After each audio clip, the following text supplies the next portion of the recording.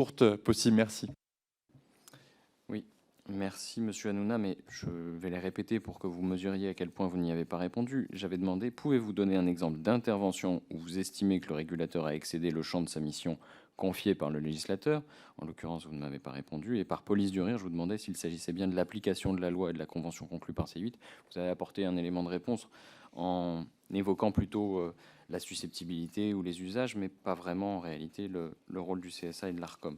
Quant à savoir si d'autres chaînes enfreignent les règles de l'ARCOM, je ne peux que vous inciter à saisir l'ARCOM, puisque en la matière, vous le savez sans doute, l'ARCOM ne pouvant pas se saisir lui-même, vous pourriez nuire à la concurrence sans difficulté.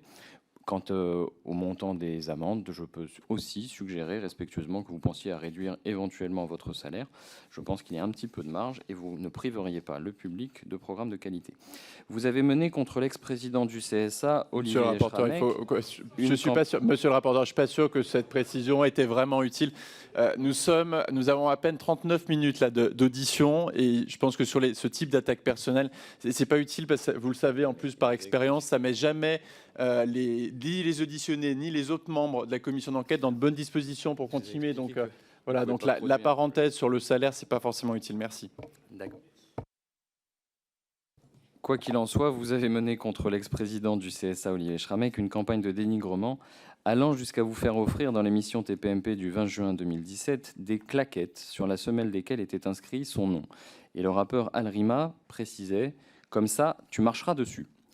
Quelle est votre conception du respect dû au président d'une autorité indépendante chargée de faire application de la loi par la représentation nationale et qui, au sein de TPMP, a le pouvoir de décider de faire un sujet entièrement dédié au dénigrement du président de votre autorité de tutelle? Alors, on va revenir sur les différents points. Déjà, je suis heureux de savoir que, monsieur le rapporteur, vous connaissez mon salaire, parce que même moi, je ne le connais pas. Vous avez dû regarder complément d'enquête, vous savez pas. Vous savez, il ne faut pas écouter tout ce que dit complément d'enquête, parce que si complément d'enquête est vrai, je suis très très riche. Voilà, donc vous savez vérifier vos sources également. Sur Olivier Schramek, vous savez, on est une émission, comme je vous l'ai dit, une émission d'infotainment. Et à l'époque, on était encore plus une émission vraiment de divertissement. Vraiment, on était à 95% dans le divertissement à l'époque d'Olivier Schramek.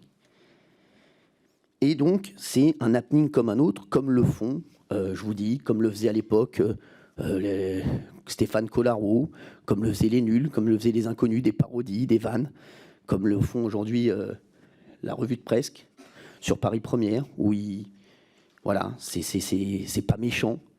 Mais je vais vous dire, moi, je respecte beaucoup Olivier Schramek, mais on fait tous des erreurs. Je pense que vous aussi, Aurélien Saint-Toul, je pense que vous regrettez ce que vous avez fait à Olivier Dussopt, ministre du Travail, en le traitant d'imposteur et d'assassin. Moi, peut-être aujourd'hui, je regrette aussi cette blague qui date d'il y a très longtemps, mais qui était juste un happening pas méchant. Il n'y a eu aucune intimidation envers Olivier Schramek, oui. On a fait des chansons sur lui, c'était bon enfant. Alors apparemment, il l'a pris comme des intimidations, mais c'est juste de l'humour. Merci pour la brièveté de votre réponse.